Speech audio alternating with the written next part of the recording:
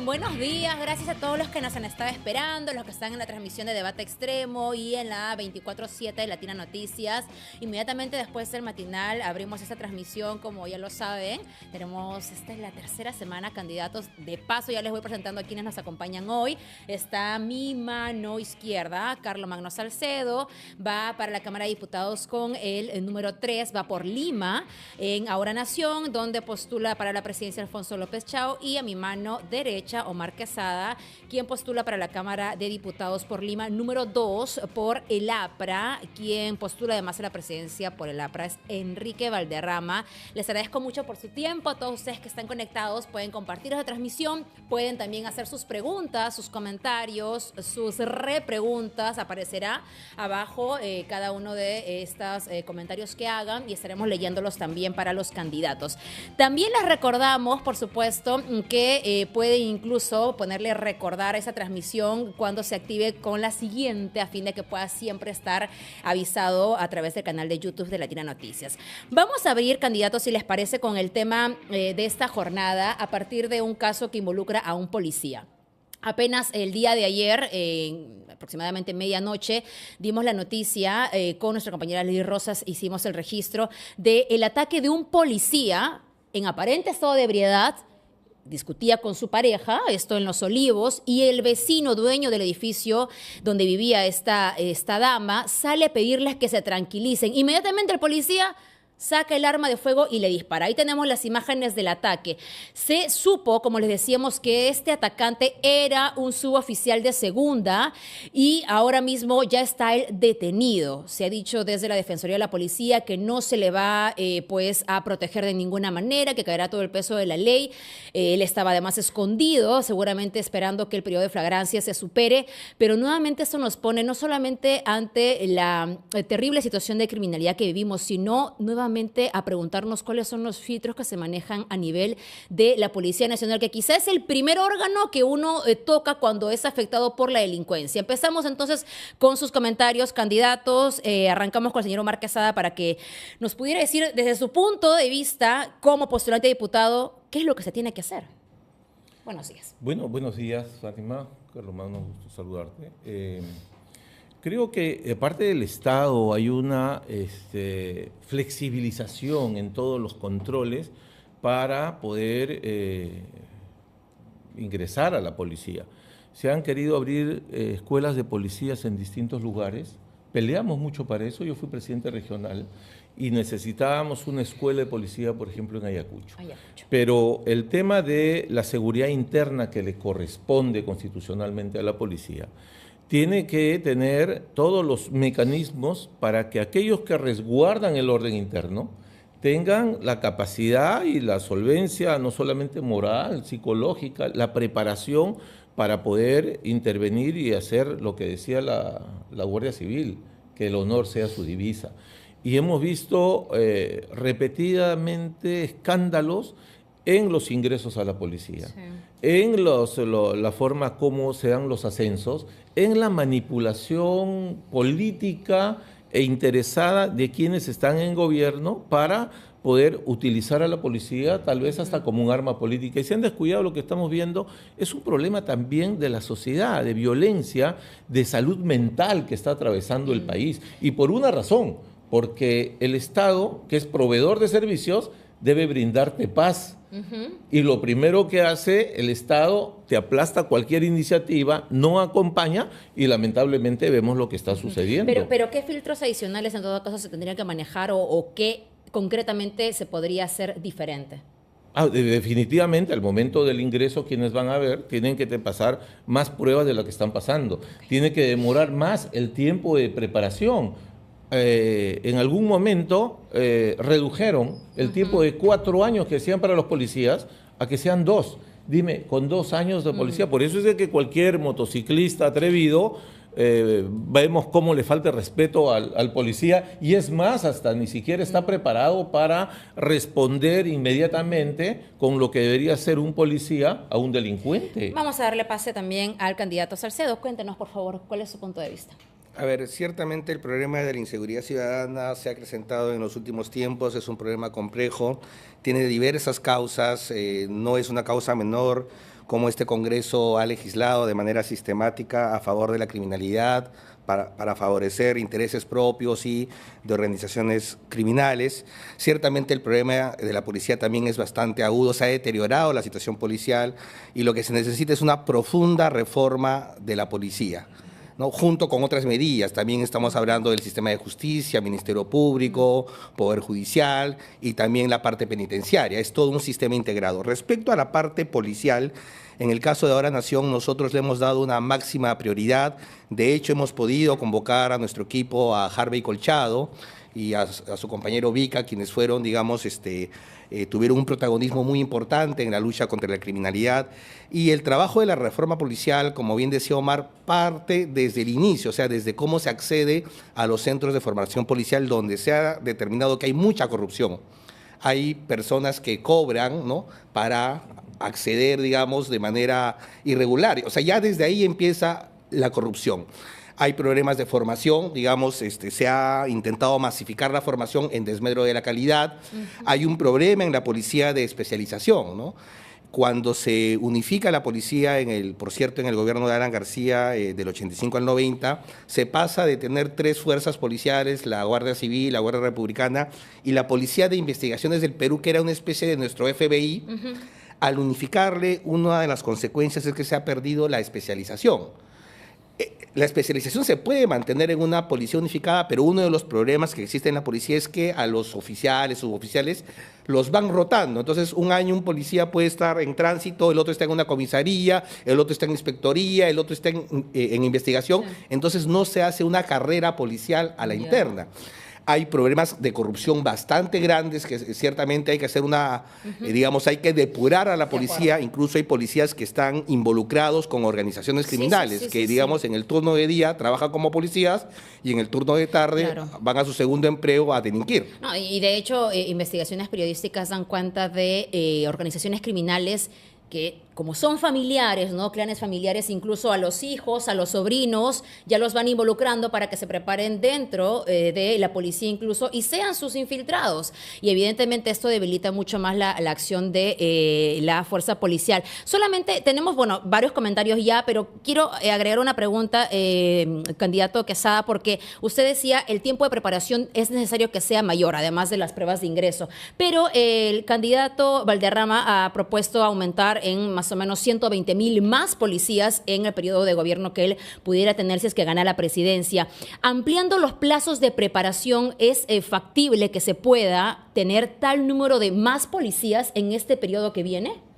Yo creo que sí, ya en todas las escuelas policiales hay una cantidad considerable de policías en preparación.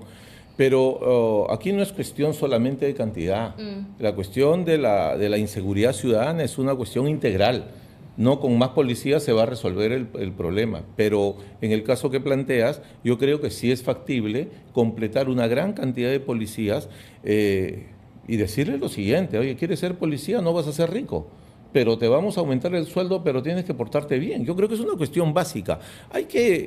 Creo que en la política tan venida menos, hay que establecer políticas públicas que realmente digan la verdad. Oiga, señor, si tú te metes a policía, no vas a integrar pues ninguna organización criminal, porque si no, la cadena perpetua va a estar contigo.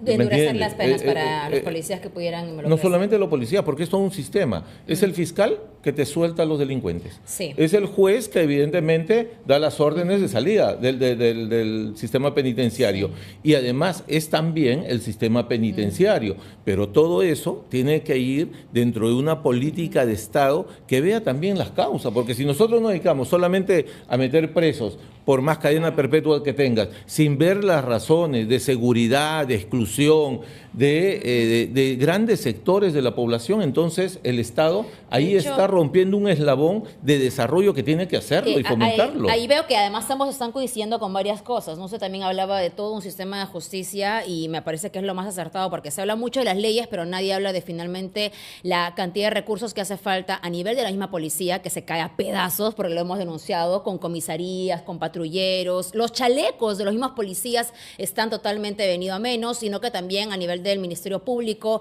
que carecen de recursos, que falta personal también en el Poder Judicial, la que siempre se menciona a nivel de los operadores de justicia, la carga procesal. Y eso se relaciona también con la siguiente pregunta que ahora la leo de Jorge Morales, que además siempre está conectado a Debate Extremo. Fátima, pregúntale a ambos candidatos si van a eliminar las leyes pro crimen y si han pensado reformar el sistema policial desde la Cámara de Diputados. Ahora empezamos con usted, señor Carlomagno. Sí, ciertamente una de las cuestiones que más hemos enarbolado es la necesidad de derogar las denominadas leyes pro crimen, que pasan de la decena de leyes que han debilitado tremendamente el sistema procesal penal para la persecución del delito. Ahora, no solamente hay que derogar lo que se ha hecho mal, también hay que hacer reformas hacia adelante, ciertamente, ¿no? A nivel de la policía también creemos nosotros que hay un problema de integridad pública. Y es un problema en realidad que atraviesa a todo el Estado y a toda la política. El punto 1 del programa político de Ahora Nación para el 2026-2031 se denomina por la recuperación moral del ejercicio del mando y del poder. Imagínese usted, si un suboficial, un oficial que está empezando su carrera sabe que su jefe de la policía es un ladrón, que se roba el combustible, que se queda con el rancho, etcétera, está prácticamente autorizando a toda la cadena de mando a ser corruptos. Si un presidente de la República es ladrón, si un gobernador es ladrón, si un alcalde es ladrón, autoriza a toda la estructura a que se involucren en la corrupción. El cáncer que tiene la política en el Perú es la corrupción. Es un problema, ciertamente no es de ahora, es un problema histórico, es un problema que tiene incluso raíces desde el virreinato. Pero ciertamente convertirnos en una república de ciudadanos pasa por institucionalizar un Estado donde quienes llegan al Estado sean como políticos elegidos en cualquier nivel, eso incluye a los congresistas, o sea como funcionarios, como servidores. Tiene que haber una agresiva política de integridad pública. En el Parlamento, muchos congresistas, y esto lo denunciaba en algún momento Susel Paredes, quien por cierto se ha incorporado a nuestras filas, ella decía que en realidad el negocio del congresista no está en su sueldo, que ya son buenos sueldos, sino tiene que ver con cómo es que para aprobar o promover determinadas leyes circula muchísimo dinero en el Congreso. O sea, también es una fuente de corrupción. Yo creo que la mejor propuesta técnica no va a funcionar si no abordamos primero el problema de la integridad pública en política y en gestión pública. Señor Quesada, por favor. Bueno, hay algo que ha fallado en el Estado. Bueno, para responderle al amigo que ha preguntado, con toda seguridad, y por lo que escucho a Carlomagno, creo que vamos a estar, si es que logramos estar, va a ser una decisión ahí ineluctable, para no dudar. Pero el caso es el siguiente. ¿Qué cosa es el Estado? El Estado se ha convertido en alguien que aplasta toda iniciativa ciudadana. Entonces, te decía anteriormente, si nosotros vemos al Estado como proveedor de servicios, ¿qué es lo mínimo que tienes que darle al ciudadano en el Perú? ¿No es acaso agua, desagüe, para tener una vida digna? Entonces, nosotros, te decía, vamos a castigar a los delincuentes, pero no sabemos las razones. Y hay un Estado que tiene todos estos factores que hacen posible que sean delincuentes. Pero no me va a decir como la señora Ina Boluarte alguna vez dijo que roban porque tienen hambre, ¿no? No, la señora Boluarte estaba en otro planeta. Ya. No, lo importante es saber que el Estado, mire, Fátima, pierde mucho dinero en el tema de corrupción. Anualmente un 10%. Si nosotros contabilizamos ese 10% de los 260.000 millones que ahora es el presupuesto, serían 26.000 millones que podríamos comenzar a arreglar algunas injusticias que hay en el propio Estado. Por ejemplo, el tema laboral de los CAS, que están condenados al mismo trabajo y a menores sueldos.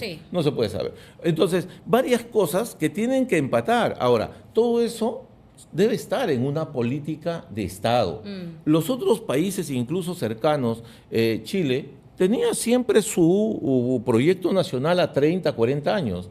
China lo tiene a 50 y a 100 años. Eso pasara ¿Me entiende? El problema es que cada presidente que llega quiere ser el nuevo Colón que descubre el mundo. Entonces, no puede ser. Y creo que el próximo Congreso, y ojalá pueda estar gente racional, gente que tenga compromiso de servicio, que entienda lo que es el Estado, para qué sirve el Estado, correcto, y que en la política tenga realmente, ahí a la Torre decía, no hay política sin moral. No puede haber política sin moral. El servicio al Estado tiene que estar imbuido de la integridad, de la confianza, de las ganas de trabajar por el pueblo. Bueno. Y entonces, el gran culpable de los últimos tiempos de cómo ha estado el Perú y se ha pragmatizado ha sido sin duda el señor Fujimori, porque desactivó lo que era el Instituto Nacional de Planificación. Un país sin planificación, eso es lo que tenemos. Desactivó lo que era el Instituto Nacional del Empleo Público, y esto es lo que tenemos.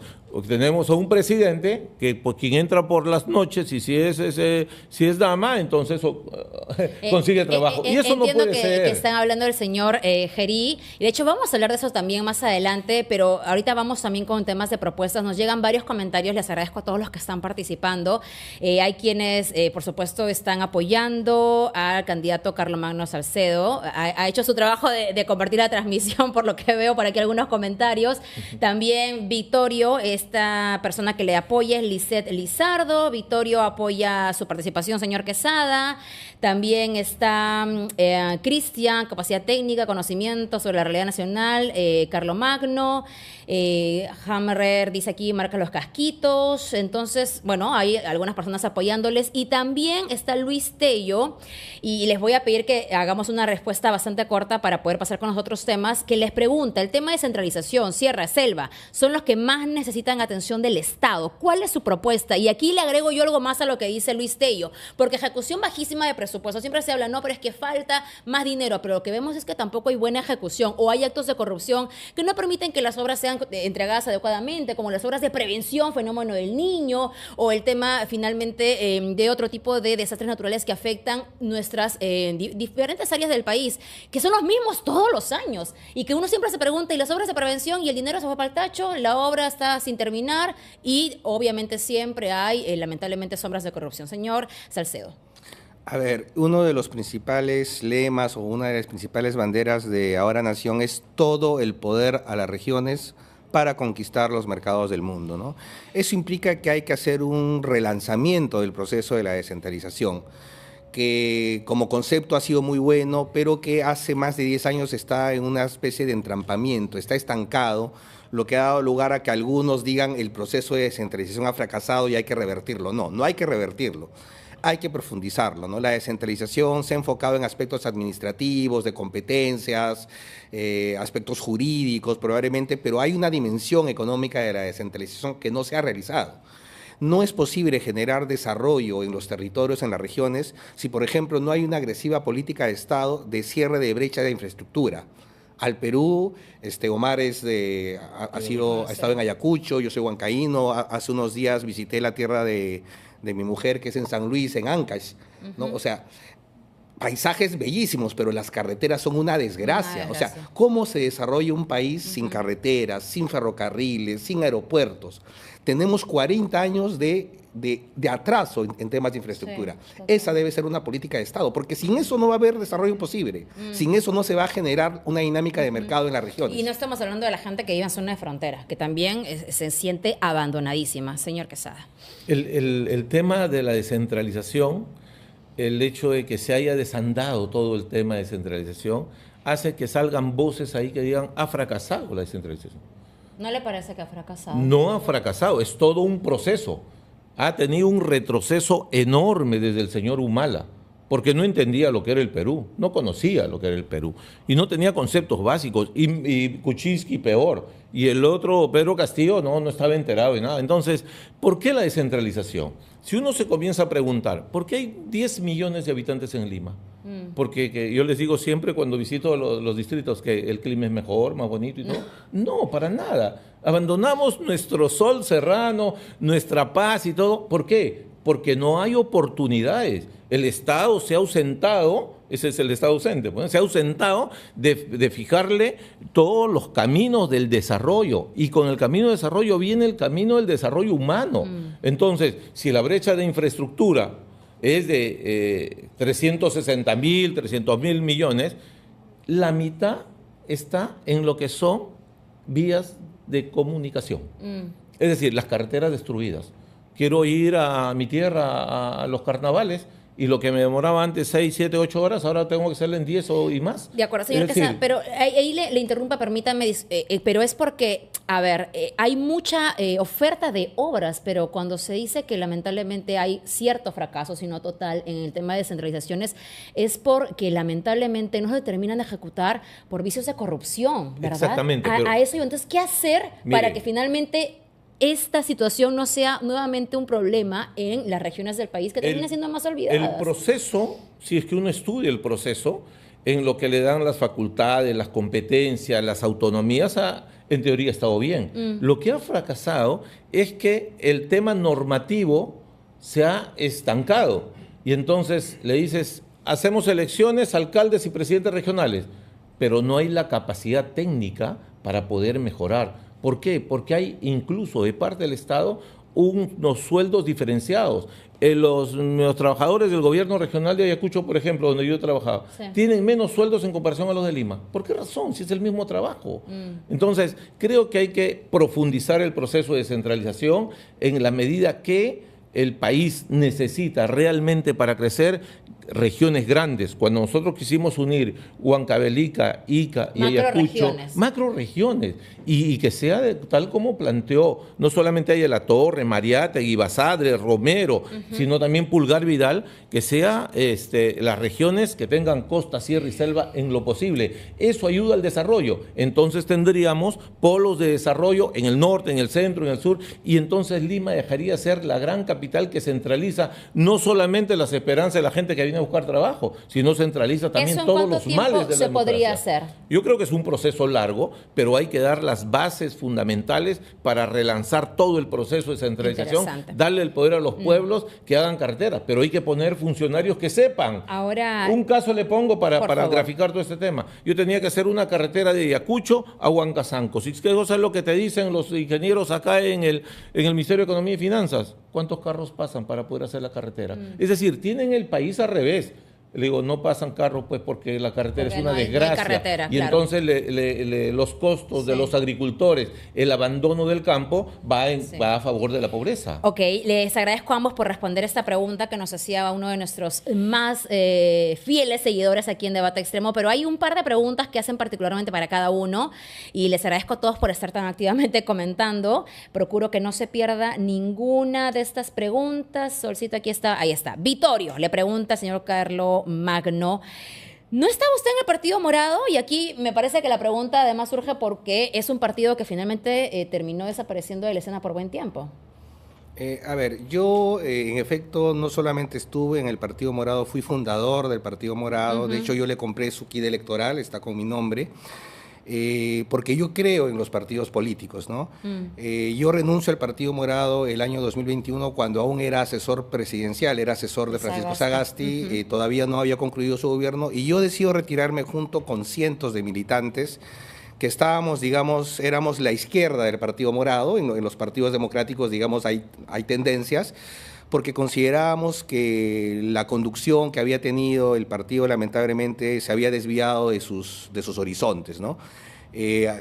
Nos fuimos con un grupo nutrido de cientos de militantes, formamos un colectivo político llamado Perú Republicano, luego nos juntamos con otros colectivos políticos y formamos Confluencia Perú, quisimos ser partido y se presentó la oportunidad de encontrarnos con Alfonso López Chao, a quien ya conocíamos de décadas atrás, y fundar un partido desde el inicio, ¿no? Porque los jóvenes le propusieron a Alfonso López Chao fundar un partido bajo su liderazgo y conversamos y dijimos, no tiene sentido que otros colectivos queramos hacer nuestros partidos, cuando podemos hacer una sola cosa mucho más grande, ¿no?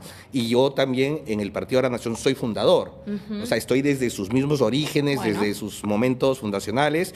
Yo soy un hombre de partido, ¿no? No soy un transfuga, o sea, yo aposté por Ahora Nación en su momento inicial, ¿no? Sin saber el desarrollo que iba a tener, ¿no? Leo las preguntas y también para usted, el señor Quesada, decía aquí Celso Ríos, no voten por gente del pasado que trabajó con el difunto Alan García. ¿Qué le responde a Celso? Voten por gente del futuro como Enrique Valderrama, que es un chico bien preparado, un poco su respuesta. que sabe lo que dice. Ha hecho política toda su vida, intelectualmente está preparado, es un hombre honesto, conoce el país y está detrás gente con mucha experiencia que sabe realmente manejar el Estado. Los planes de gobierno del presidente Alan García en su último gobierno han sido, creo, para todos los analistas objetivos, el mejor gobierno de los últimos tiempos.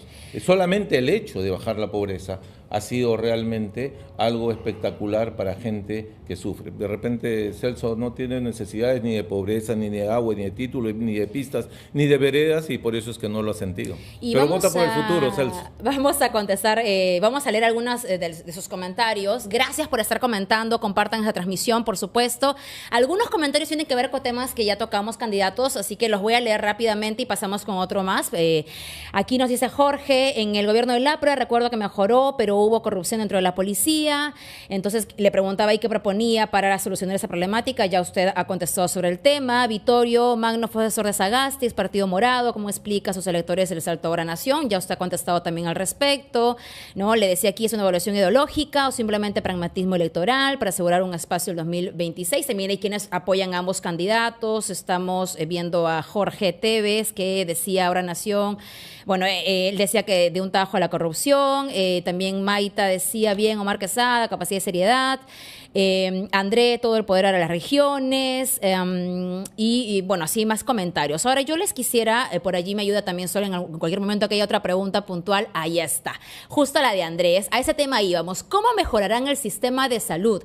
¿Qué pasará con los migrantes ilegales? Vamos primero con el tema de salud, candidatos, porque esta es un tema que nosotros desde acá Latina Noticias hemos puesto en agenda, con una denuncia que parte sobre cómo estaba el Hospital Sabogal. De hecho, ahorita el presidente José Gerí ha ido en una visita inopinada a este hospital después de casi 2 semanas de la denuncia, pero hemos seguido visitando diferentes hospitales de salud y el problema es el mismo. Por más que hay un aporte, por más que se supone que es el hospital, o mejor dicho, que debería ofrecer la mejor atención al asegurado y sus familias, no hay citas, no hay medicinas para enfermos oncológicos, para quienes tienen otro tipo de también enfermedades, no hay máquinas, ¿verdad? Y lo que se ve siempre, ¿no? No tenemos operativo el equipo, vaya hacia el frente a la clínica, o si no, la consulta privada también, porque no hay adicionales. Entonces, bueno, ¿qué hacen la consulta privada? No sé ustedes, pero yo lo he visto de cerca con familia, que terminas yéndote a la consulta privada del doctor para que te lea los resultados y más. Entonces, ¿qué hacer con salud? Y le agregamos el MINSA también, porque en verdad en ambos lados se encuentran defectos. Candidato Salcedo. Sí, hay 2 dimensiones en mi respuesta, ¿no? Una primera tiene que ver con la concepción del Estado en su relación con la economía. Según la Constitución del Perú, el Perú tiene una economía social de mercado. Este modelo se importa de Alemania y Omar seguramente no me va a dejar mentir. En la Asamblea Constituyente del 78, a propuesta del Partido Popular Cristiano, que era parte del socialcristianismo internacional, apoyado por la representación aprista en esa asamblea, vinculado a la socialdemocracia alemana también, donde crean el estado de bienestar.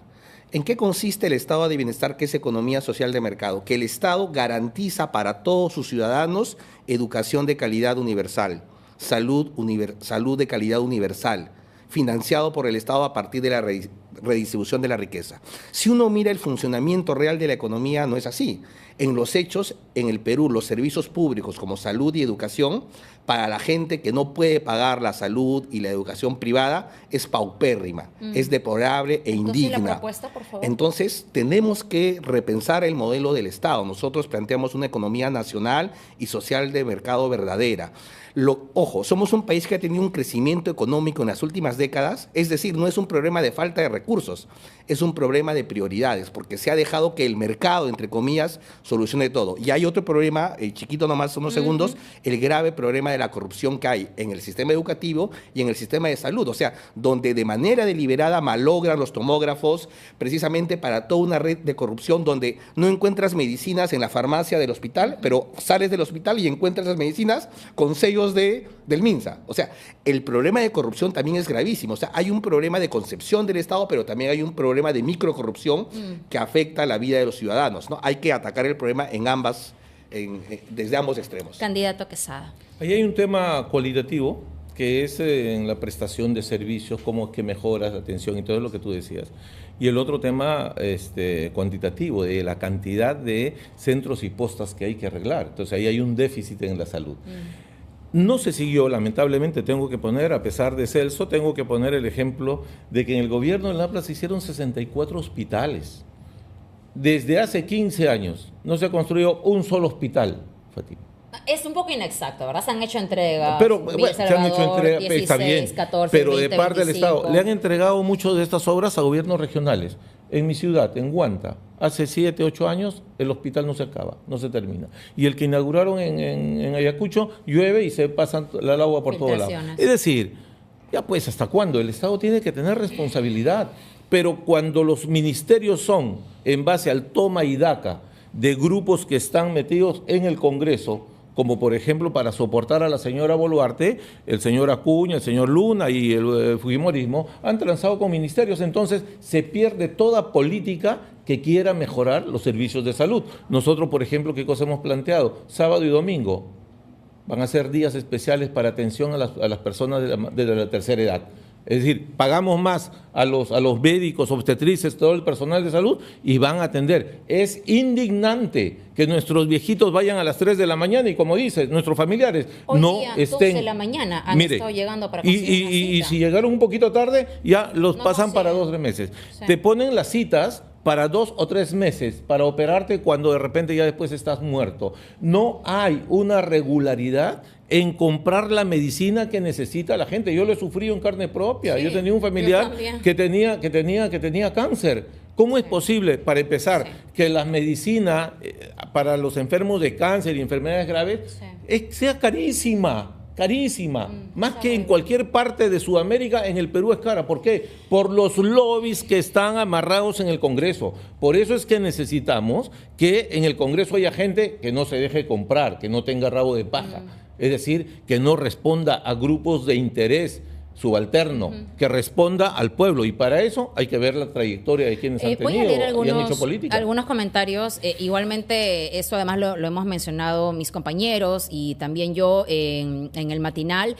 En realidad, una de las peores experiencias que tengo es el de tener la cita médica para un ser querido cuando él ya había muerto un par de meses antes. Va en noviembre, la cita es para enero, no se le da la adicional en noviembre y muere en noviembre. Eso tiene ¿no? que terminar. Y estas cosas son mucho más comunes de lo que terriblemente deberían pasar. Aquí, Prensa 1986 nos dice Fátima, si los hospitales de la capital se encuentran contaminados, imagínate los de provincias, por ejemplo, el norte del Perú tiene muchos elefantes blancos, mientras la gente se muere cada día. Me acuerdo rápidamente de la alta complejidad de La Libertad. Ustedes saben que soy liberteña. El mejor hospital, en momento de pandemia, capacidad, etcétera. Faltaban también médicos, es cierto, faltaban también muchos especialistas como aún faltan. Y ahora mismo hay grandes problemas. La huelga de también los profesionales de salud porque dicen estamos en condiciones de guerra. Y eso también me permite abordar otro punto, candidatos, que creo que es interesante que ustedes también lo toquen.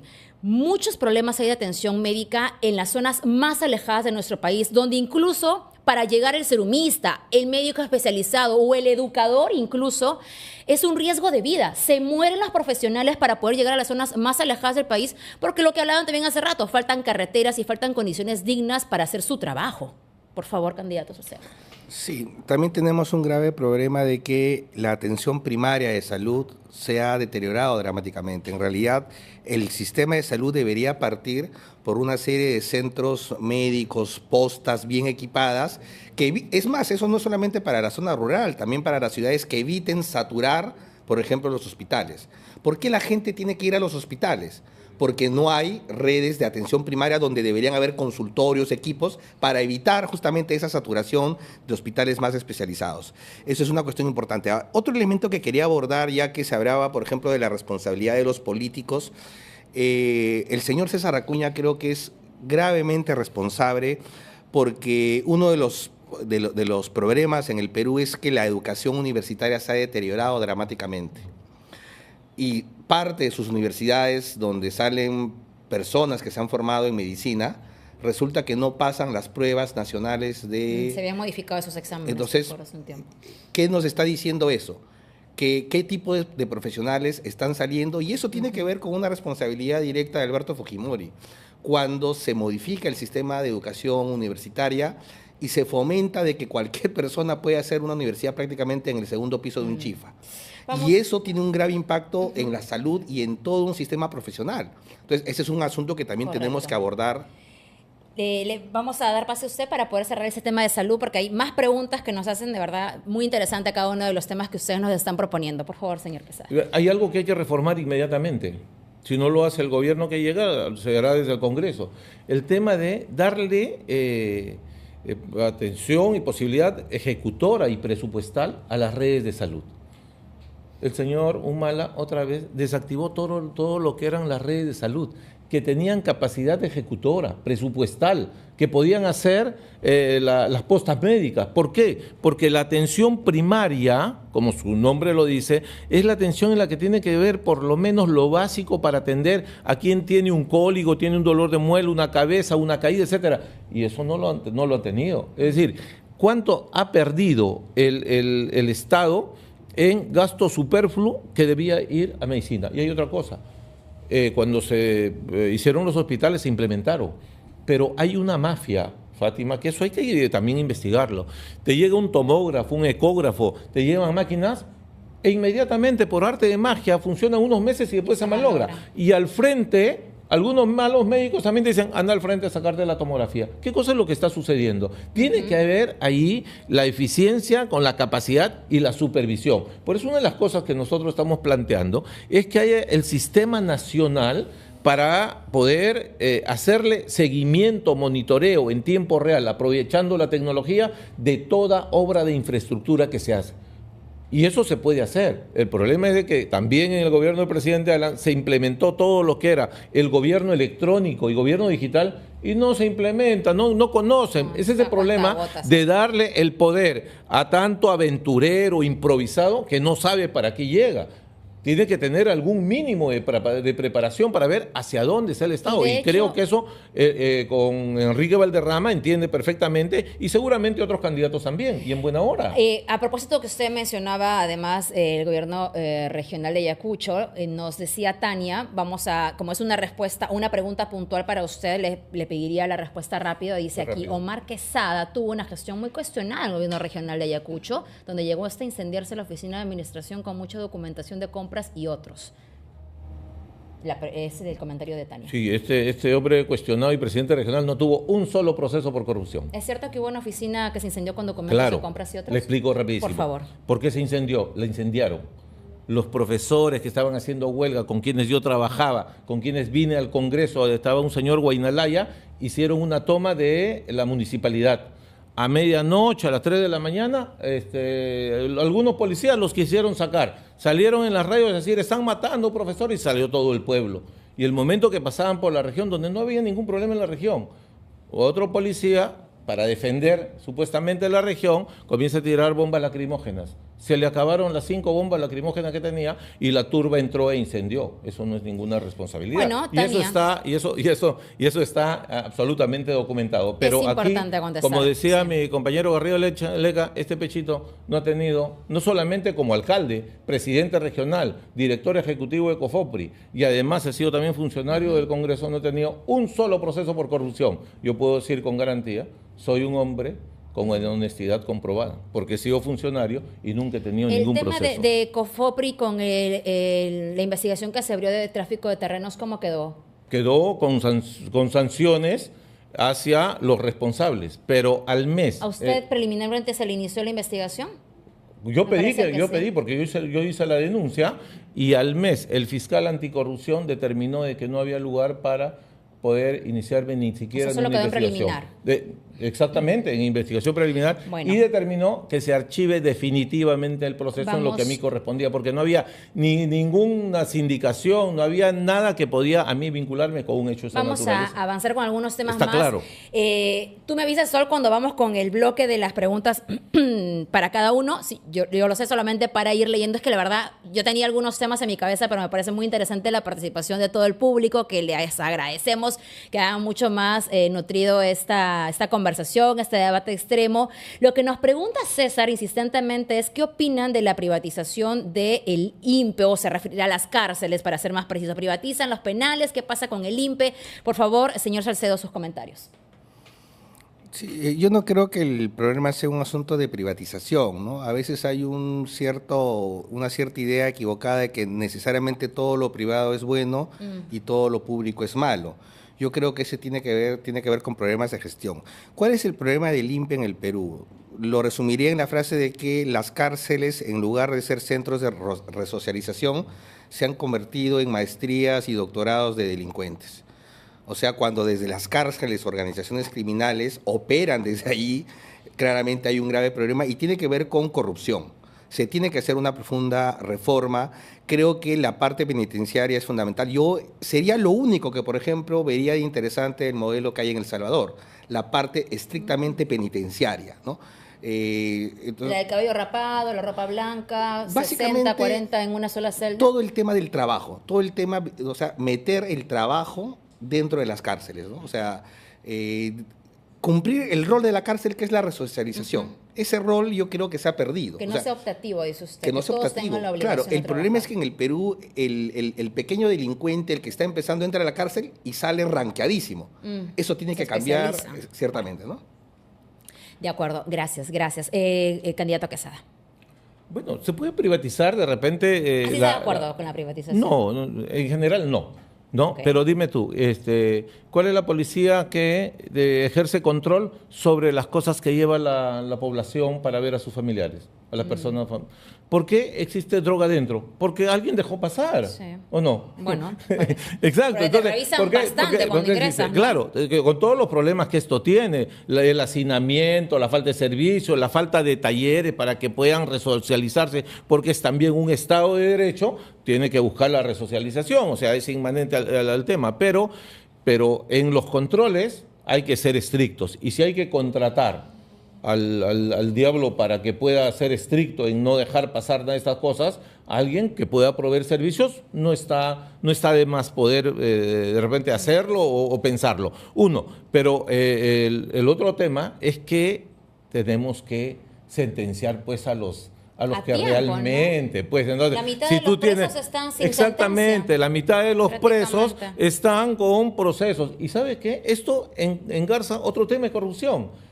A mucha gente delincuente dejan pasar el tiempo para juzgarlos y tienen que salir, porque Así la es la ley lo dice. carcelería. Eso no puede ser. Entonces, hay que determinar un presupuesto para que hayan jueces o mayor cantidad de los jueces que hay para sentenciar a los que sean realmente culpables, porque seguramente también hay gente inocente presos que terminan malográndose. Y además hay que ser estrictos. No, pues, no le vas a hacer 2, 3, 4 visitas, sale una visita al mes. Ya. Y que trabaje para que pueda comer, para que pueda pagar su comida, porque si no el Estado gasta más en una persona que está presa que en alguien que puede ayudarlo afuera. Ahora, eso me permite, para cerrar el tema del tema penitenciario o de finalmente el sistema de justicia, algunos señalan esto como una medida populista, otros finalmente dicen que es necesario la pena de muerte. Quisiera saber cuál es la opinión de ustedes, bueno, el público quisiera saber cuál es la opinión, por allí me mencionaba alguien el tema de derechos humanos, así que le pregunto, candidato Salcedo, si ustedes en Ahora Nación están de acuerdo, si usted puntualmente está de acuerdo con ese tipo de propuestas. No, bajo ninguna circunstancia. Eso es parte del populismo penal que no soluciona nada, ¿no? Y la pena de muerte además tiene una cuestión que es irreversible.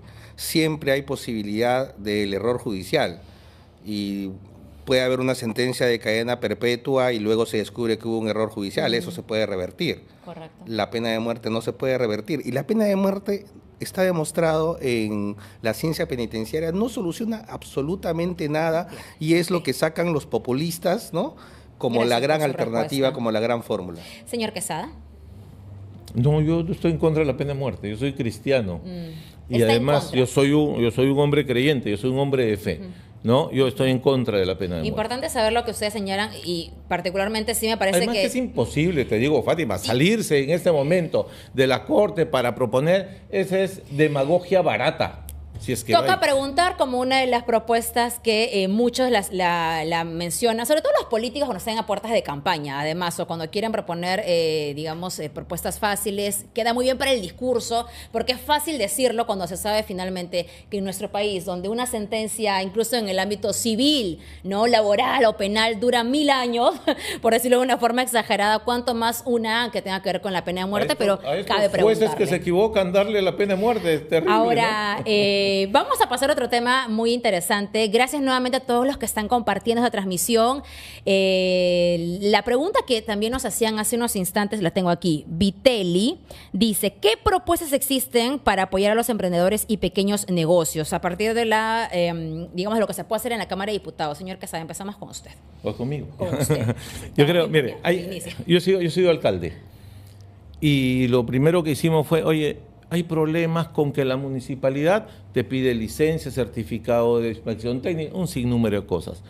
Y entonces, ¿cuándo el emprendedor, cuándo el empresario desarrolla todo su talento? Y no es solamente el problema de municipalidades, sino también es el problema del mismo Estado. Tú pones un negocio y está la SUNAT. Y si tienes que ver algo, ahí está la SUTRAN, ahí está todo el mundo. Es decir, hay un Estado que te aplasta. Nosotros no. En el APRA el Estado te apoya, te ayuda.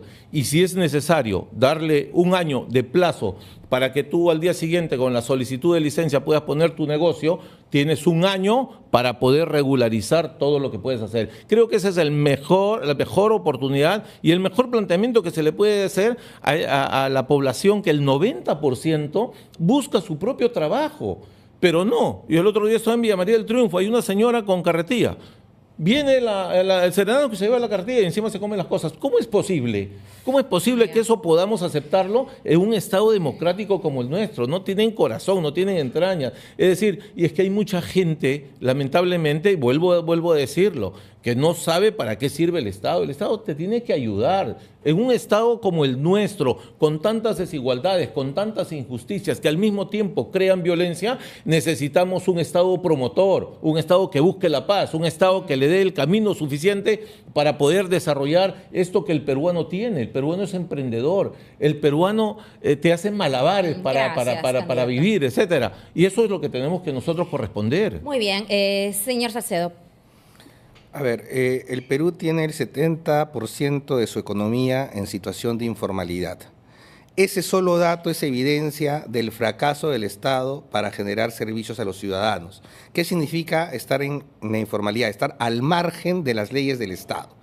Entonces, ciertamente hay un problema de que el Estado, en efecto, pone muchos obstáculos. Hay un grave problema, hay una cuestión de burocratización. Tenemos sistemas administrativos que entorpecen. Entonces, se tiene que hacer una agresiva política de simplificación del Estado a todo nivel, no solamente a nivel del Poder Ejecutivo, a nivel de todos los procedimientos municipales y regionales, ciertamente. Se tiene además, el Estado debe ser visto como un socio de los pequeños empresarios, de los medianos empresarios, ¿no? Programas que podría hacer el Estado a partir de sus especialistas, generar condiciones de mercado y de hecho también generar infraestructura. Cuando un país se desarrolla, los negocios por sí mismos, o sea, el emprendedor no necesita que el Estado le regale. Lo que necesita es que el Estado le genere condiciones para desarrollar su actividad. Bueno, esto me recuerda además a alguien que cuando hablábamos de tributos decía, o de los impuestos en general, es tan interesante sentir que un ciudadano sienta esa certeza y ánimo de pagar todos los impuestos porque el Estado te va a dar finalmente las garantías de que tú puedes generar empresa. Lamentablemente eso no pasa en nuestro país realmente. ¿No? Esto nos permite pasar al otro tema, que es el reinfo, tantas veces entonces ampliado y ahora muy vinculado a diversas economías ilegales. Se ve mucho, lamentablemente, en la región La Libertad, se ve también en zonas de Madre de Dios y lo vemos todos los días con estos ataques extorsivos donde lo que se utiliza es finalmente explosivos que son utilizados también en la minería ilegal. Entonces, la propuesta, o más bien, ¿cuál es su mirada respecto de lo que se está haciendo con el Reinfo? Si se tiene que cortar de una vez, ya no más ampliaciones, ¿y cuál es la propuesta para en todo caso ampliar la formalización? Dándoles un dato, además, casi el 50% del oro que se sale o que sale de nuestro país es ilegal, señor Salcedo. A ver, en principio creo que también tiene que cambiar la concepción, ¿no? El Reinfo básicamente ha sido un registro que se supone esperaba que los mineros se formalicen, pero el Estado los abandonó. Te inscribías y listo. O sea, tenemos que pasar un esquema en que el Estado acompaña a los mineros artesanales, mineros informales, a su proceso de formalización. Obviamente deslindando claramente con la minería ilegal. ¿Y qué es minería ilegal? Toda aquella que se desarrolla básicamente en zonas donde están prohibidas. El proceso de formalización implicaría, por poner un ejemplo, ¿no?, la posibilidad de financiar plantas de tratamiento, de transformación del mineral, que los pequeños mineros dejen de depender de plantas alejadas, que además forman parte de esquemas de lavado de activos, que entren a un proceso de formalización, que empiecen a tributar, pero acompañados por el Estado. O sea, el Estado tiene que tener un rol mucho más activo. El problema es que, bajo la concepción neoliberal que se tiene, el Estado, ¿no?, cuanto menos haga, mejor. Se tiene esa idea muy equivocada. Necesitamos un Estado mucho más activo, o sea, en todos los campos, y eso también incluye la cuestión de la minería. Somos un país minero, ¿no?, pero tenemos que hacer una buena minería con respeto de los estándares ambientales, ¿no? Interesante, señor Quesada. Muy bien, aprobado. El switcher, por favor. Está repitiendo lo que ha dicho mi candidato presidencial, lo de las plantas. Y si coincidimos, en buena hora. Mire, lo de las plantas es claro, es parte de una situación. Hay que conocer. Yo trabajé con la cooperación suiza, el tema de la formalización en la zona de las Cabezadas en Ayacucho, ¿no? Y nos ayudaron bastante. Uno, cuestiones claras. El Perú es un país minero, si no, remóntense a los incas. Primera situación. El Estado es después del Perú. Y entonces eso nos lleva a reconocer de que hay minería ancestral. Luego ha venido el Estado a decir, esta tierra, el subsuelo es de nosotros, del señor Estado. ¿Y qué cosa es lo que hace? Si tú tienes tus tierras, viene el Estado y le da la concesión a Pedro. Y entonces Pedro agarra y se siente y dice, yo pago $3 por hectárea al año. Y entonces tengo 5.000, tengo plata para pagar, y eso es lo que se llaman las concesiones ociosas. El perro del hortelano. Ya, ¿no es cierto? ¿Usted también está de acuerdo, como ayer estábamos con la congresista Palacios, de que se quite la parte ociosa, digamos, a las concesiones para que lo trabajen otros cuando no ha pasado un plazo? Las concesiones ociosas, eso se llama concesiones ociosas, ¿no? Sí, lo entiendo. Entonces, ¿qué cosa es lo que hay que hacer? Hay que aminorar el tiempo, es decir, oye, tú has hecho la concesión, ¿para qué has hecho la concesión? ¿Para especular o para trabajar y para explotar? Es la misma propuesta de la señora Palacios. Ah, bueno. Ayer lo escuchábamos. Nosotros lo hemos dicho eso porque hemos tenido, hemos conversado con alguien que conoce todo el tema. Y además la vinculación de mi partido en Trujillo, hay muchos mineros artesanales de mi partido que nos han ayudado. Claro, que nos han planteado el tema. ¿Y qué cosa es lo que hace el Estado? Haciendo el taparse los ojos.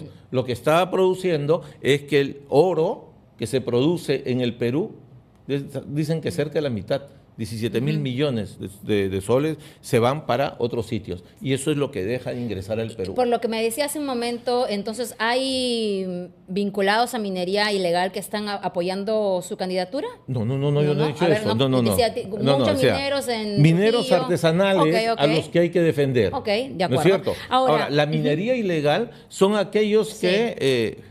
¿Y qué cosa es lo que han dicho? Nos han comentado. Son los guardaespaldas que han ido de las mineras grandes y que han visto la oportunidad de hacer las cuevas, ¿me entiende? Para sacar tierra y llevarlas a Trujillo. Llevarlas a Trujillo para venderlas a precio regalado, pero eso les produce dinero. A ambos un sí o un no, porque era parte de la pregunta de fondo. ¿Ampliar Reinfo, sí o no? ¿Más veces? Primero hay que tener la norma, si no vas a sacar el reinfo sin tener la norma. Pero es lo mismo que está pasando esos años. ¿Por qué? Porque no han querido, porque hay intereses de por medio. Entonces, no solamente el Estado, sino de aquellos que vienen con su ustedes van a impulsar bolsita. a que se... Vamos a implementar inmediatamente un tema de formalización progresiva y modificando todo este tema de las concesiones ociosas, como le hemos dicho. Salcedo, ¿amplia reinfo? Amplia reinfo, no, ley MAPE. Ok, bueno, va más o menos ahí. Ahora, voy a leer, teníamos que pasar un bloque, pero es que hay dos comentarios que van para cada uno. Dice aquí AKCC, el APRA ya debe desaparecer, mucha corrupción. De hecho, desapareció del mapa prácticamente como partido, han vuelto a salir. ¿Qué le responde a quienes están en contra de este relanzamiento del APRA? Todos los que nos han querido matar o están bajo tierra o están presos. Suena amenaza. Así es de que suena amenaza, el Yo sé APRA que nunca esa frase muere. es muy antigua, pero Claro, el APRA nunca muere. ¿Por qué razón? Porque está enraizado en el sentimiento popular. Porque tiene 100 años. ¿Cómo puede pedir AKK? Es un arroba, es el arroba del... el arroba de AKK, lamentablemente, ¿ve? ¿Cómo puede pedir que el APRA desaparezca? El señor está hablando gracias a las libertades por las que el APRA luchó. El señor está hablando y de repente está yendo a los hospitales que el APRA construyó. Este país, de alguna forma, tiene más justicia por los postulados del APRA. Ahora dicen corrupción. ¿Qué corrupción? ¿Qué ministro de mi partido está preso? ¿Qué de los que trabajamos con el presidente Alan García está preso? ¿Que un funcionario del Estado puede estar preso y que lo vinculen a mi partido? De ninguna manera. ¿Por qué? Sí, hay que ser... dígame. No, pero sí estuvo... Caray, se me ha ido ahorita mismo el nombre, pero lo señaló Alan, claro, luego, lamentablemente pasó esa tragedia, ¿verdad? Muy bien. Se debe acordar el nombre. Muy bien, pero usted... No sé cómo se me dio el nombre ahorita mismo en la cabeza. Está muy bien, pero usted sabe que se me dio el nombre. Nada, primero, en justicia, ¿no? Mientras estuvo vivo Alan, nadie los indicó, ni siquiera los brasileños, que se indicaron a todos los que están presos ahora. Ninguno los indicó. Segundo, los que acusaron a Alan después de muerto, no tuvieron ni el valor ni las pruebas para corroborar lo que decían, Fátima. Entonces, no te dejes llevar acá de las cosas que hablan y que escuchan, porque de repente tu hígado se va a malograr. A leer el comentario de Anthony. Magno tiene ideas populistas, por otro lado, mal en el uso del casco de ingeniero para usos políticos y lo peor sin serlo, al igual que su candidato presidencial más clara, la postura de Omar Quesada. Bueno, si yo soy populista y el comentario... alaba a Omar, seguramente debe ser un seguidor tuyo, pues también debería criticar al populista Omar, porque yo creo que en este debate, en muchas de las ideas que hemos sostenido, hemos estado básicamente alineados, ¿no? Con matices. Varios. Entonces, y el casco... Dices que eres de izquierda democrática, ¿no? Te vas a venir al APRA. Ya veremos si el APRA es izquierda democrática ahora. Ahora, el casco... Para empezar, el casco no es solo del ingeniero, es el casco del obrero, es el casco del constructor, es el casco del trabajador. Y lo utilizo porque es el símbolo de mi partido político, el casco. Entonces, ¿por qué me van a restringir utilizar el casco? Es más, si se habla de ingeniería, por si acaso yo que soy abogado constitucionalista, existe una ciencia llamada la ingeniería constitucional. Y si se quiere criticar a Alfonso López Chao por no ser ingeniero, por el contrario, como un economista de la Universidad del Callao, pudo haber sido rector de la Universidad de los Ingenieros. Eso no es un demérito, muy por el contrario. Siendo economista, sin ser ingeniero y sin ser egresado de la UNI, llegó a ser rector de la UNI elegido por el voto popular de los estudiantes, porque ahora los rectores se los elige por voto popular. Entonces, eso que es una crítica, yo más bien lo asumo muy por el contrario, y orgulloso de utilizar mi casco. Y por cierto, yo fui uno de los que propuso que el símbolo de nuestro partido sea el casco de la construcción del Perú. Muchas gracias por esa respuesta. Como ven, en realidad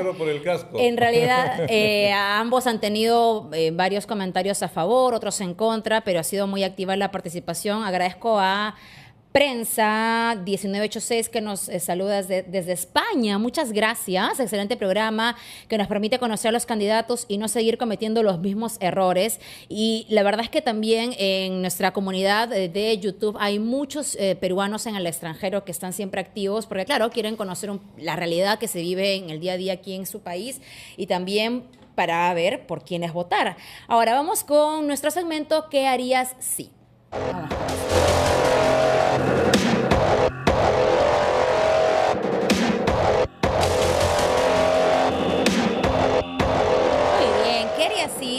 bloque de preguntas para cada candidato. Empezamos con el señor Carlos Magno Salcedo. La pregunta es, ¿qué haría si se comprueba que su campaña electoral fue realizada con fondos de una universidad en la que trabajaba? Y aquí de taquito le han dado por una investigación que se inició vinculada a la Universidad Nacional de Ingeniería, señor Salcedo. Sí. ¿Puede responder sobre eso? Por supuesto. Yo no fui contratado por la UNI, fui contratado por la Secretaria General de la Universidad Nacional de Ingeniería en 2 casos penales vinculados, porque ella hizo uso de la prerrogativa que le da la ley del servicio civil, el artículo 35, para que cualquier alto funcionario que tiene problemas judiciales derivados de su ejercicio en su cargo público, tiene el derecho de escoger al abogado de su preferencia. Así como tú escoges a tu médico, ¿no?, a alguien de confianza, escoges al abogado que consideras que va a llevar bien tu caso. Por cierto, yo logré el archivamiento de ese caso. Entonces, ¿qué es lo que hace el funcionario público? Obviamente canaliza eso al área administrativa de la universidad. Entonces, a mí no me financió la universidad. Yo ejercí como abogado y con resultados óptimos además. Y sobre la pregunta, ¿qué haría si se comprueba que finalmente se realizó la campaña con fondos de alguna universidad? Eso no ha ocurrido. En el caso de Ahora Nación, eso no ha ocurrido. Ya. Absolutamente, lo puedo afirmar categóricamente. Eso no ha ocurrido. Es parte de los ataques de nuestros enemigos que hace tiempo nos quieren desinflar las llantas, ¿no? Nos quieren acusar de todo, ¿no? Porque bueno, creo que están observando que nuestra candidatura está creciendo, ¿no? Y para el señor Omar Quesada, ¿qué haría si...? Perdón, antes de eso yo creo, aprovechando el tema, ¿no? Bueno. Es cierto, porque se presta estos temas, es de que debería desaparecer esa facultad que tienen los funcionarios envueltos en cuestiones de corrupción a contratar abogados o estudios de abogados. Se ha visto que hay una gran fiesta en ese sentido, pero bueno, eso ya se verá después. ¿Qué haría si durante su gestión se comprueba que esté implicado en tráfico de terreno, señor Quesada? No va a pasar nada de eso. El congresista no maneja absolutamente nada más que su dignidad, su orgullo y su capacidad para poder servir a los demás. Sí que a veces se investiga, ¿verdad? A partir de las iniciativas. Si es que vendría, cuando yo estuve todavía en Gojobre, ha pasado que 16 años, no he tenido ningún proceso, menos lo voy a tener ahora. Así que no soy un mal. ¿Porque ya prescribió o porque usted, digamos, categóricamente niega alguna vinculación? Yo lo he dicho. Al mes, el fiscal anticorrupción determinó que yo no tenía ninguna responsabilidad. Muy bien. Les agradezco a ambos. La verdad ha sido muy interesante escucharlos. ¿Ya Además, nos estás despidiendo? No soy yo. Es la tiranía de Switcher, de la producción. Solcito, vamos a darle espacio a los candidatos entonces para que puedan dirigirse a las cámaras y hablarle al público que los está viendo y que podrán ver esa transmisión nuevamente en el canal de YouTube de Latina Noticias. Vamos a empezar entonces por el candidato Quesada para que pueda mirar a la cámara y contarle o invitarle al público, bueno, a que vote por usted. Muchas gracias. Me dirijo a la gran audiencia. Gracias a la tecnología nos están viendo en todas partes del mundo. Necesitamos, creo, unir al país. Necesitamos buscar consensos. Necesitamos trabajar en políticas que puedan darle a la gran mayoría de nuestra población que todavía no goza de servicios básicos la posibilidad de poder equiparar esta gran desigualdad e injusticia en un país tan rico donde hay gente valiente que venció al terrorismo y donde hay la posibilidad de construir un futuro digno y diferente para todos los peruanos. Yo soy Omar Quesada, voy con mi partido de toda la vida, que es el APRA, la Estrella, y voy con el número 2 para diputado por Lima. Muchas gracias. Muy bien, ahora es el turno del señor Carlos Magno Salcedo, que también, por favor, puede invitar a quienes nos están viendo que voten por usted. Sí, el Perú se encuentra en una encrucijada que se va a definir en estas elecciones, ¿no?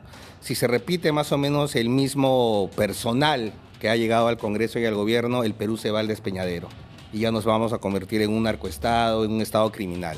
Si se revierte eso, eso va a ser eligiendo a partidos que no están en el actual Parlamento, que forman parte del pacto mafioso, y la alternativa Ahora Nación consideramos que es la mejor alternativa. Pedimos marcar no solamente por la candidatura presidencial de Alfonso López Chao, sino por los 5 cascos de Ahora Nación, porque es importante que un próximo gobernante no esté secuestrado por un parlamento luego de la rotura del equilibrio de poderes que ha hecho este Parlamento, ¿no? Y si tienen a bien los televidentes, pueden votar por mí, Carlos Magno Salcedo, que soy candidato a diputado con el número 3 por Lima. Soy un hombre de partido, soy fundador del partido. Es importante que lleguen los equipos, ¿no? No solamente un individuo. Un individuo no soluciona las cosas. Se necesitan equipos que lleguen juntos para transformar el país. Y yo les recomiendo a todos que anoten bien los candidatos que están escuchando, porque es tan larga la lista que tenemos y las opciones para votar que conviene estar muy atentos. Voy a nuevamente leer: el candidato Omar Quesada postula para diputado por Lima, número 2 por el APRA, y el candidato Carlos Magno Salcedo postula para ser diputado por Lima, número 3, ahora Nación. Ambos candidatos, muchas gracias, la verdad que ha sido muy interesante escucharlos. Gracias, yo me voy a alejar del micro en esta mecánica que estamos haciendo, y ustedes por favor cierran esa transmisión dándose la mano si fueran tan amables, porque finalmente las ideas se comparten y se discuten siempre con paz y respeto. Muchas gracias, candidato. Gracias a ustedes. Nos vemos mañana después del matinal por aquí. Por favor, candidato.